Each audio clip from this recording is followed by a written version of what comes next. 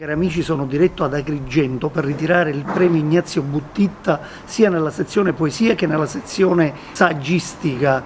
Mi sono fermato qui a Sciacca, siamo al centro storico di Sciacca, adesso torneremo di nuovo in macchina per dirigerci verso Agrigento.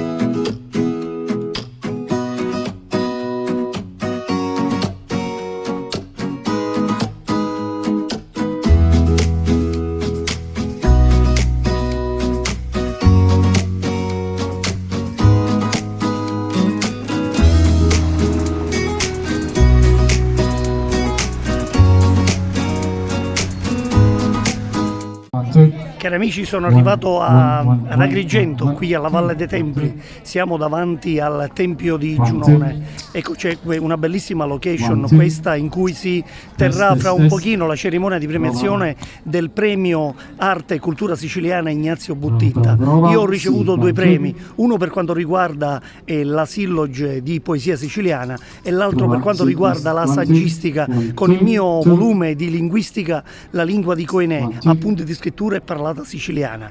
Io vi aggiornerò, vi farò un reportage di tutta questa serata della premiazione. Ciao a tutti.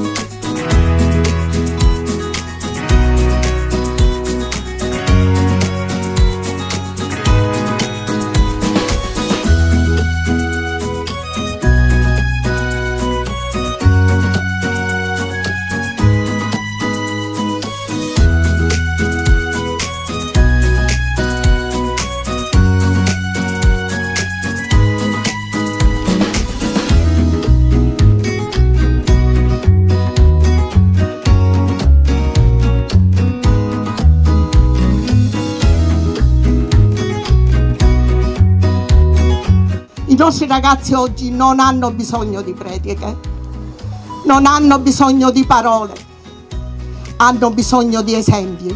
E le persone che noi stasera premiamo, che siano i poeti, che siano gli scrittori, che siano i premi speciali, sono persone che veramente fanno onore alla nostra Sicilia e sono d'esempio. Quindi grazie veramente di cuore.